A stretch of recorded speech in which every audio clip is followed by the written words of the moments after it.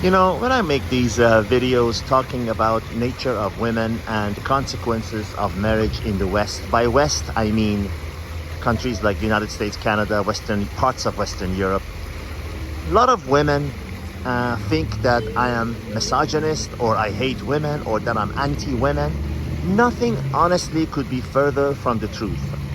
I love women, I respect women, I admire women. I look down with utter contempt on men that make children, make babies with women and then walk away and do not help her with raising that child, or even deprive that child from their presence while the child is growing up, because we know what happens to children that are grown up in a single parent family.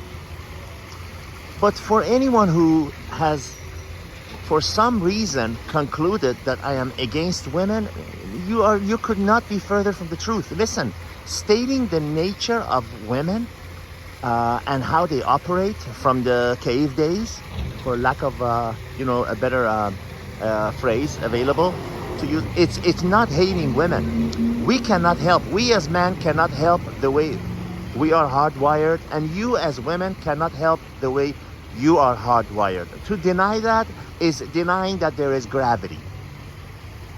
You know, for example, if I say, the nature of a cat is if you try to hold a cat against its will for any extended period of time, you are going to get scratched. Now, anyone that denies that is denying reality. And denying reality only delays the punishment that the universe will bring upon you. So accept reality and accept nature. These women, these divorce laws that were made by some lawyers sitting in some room in a Congress or wherever the devil they are, in state assemblies.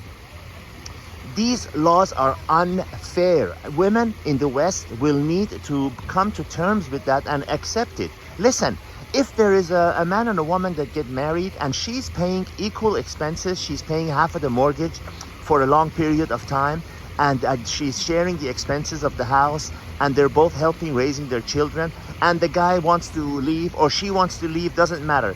I believe she's entitled to exactly 50% because she contributed 50%.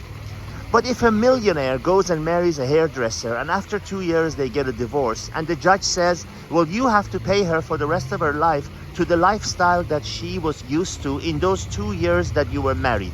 Now you, as a woman, if you had a son that had worked hard and built a strong life for himself with a lot of money, and he marries some stripper or some woman that works in a as a hairstylist, or someone that doesn't make any much money, and after 2 years for whatever reason they get divorced, and he is ordered to pay her for the lifestyle that she was used to for those 2 years and not the other 28 years before that, do you think that's fair? Would you be happy with your son being saddled with that debt sometimes until she gets married again, and then they just don't get married to be entitled to that payment? Do you think that's fair? This is what I mean when I say under the current laws, divorce laws of the West, it is simply not smart, not wise for any man that has any assets worth mentioning to marry a woman in the West. I stand behind those words 100%, and 1,000 years from now I will still say I stand behind it. It is simply not fair. And whenever you are in that on the receiving end of that situation, remember there is karma in this world, and one day something might happen similar to your son, and you will not be a happy camper when it does. So the best way for men, unless they change these divorce laws, these atrocious divorce laws, which causes many men to even go commit suicide, unless they change these laws to make it predicated on what the woman actually contributed to the finances of the man, of the marriage, of the joint finances, then I believe that it's correct. Until that time, I will continue saying any man that has any assets worth mentioning getting married in the West is committing financial suicide, because the risks are simply not worth it. Because men and women have a high chance of falling out of favor with each other. I don't call it love, because romantic love does not exist. There is no such a thing as a romantic love.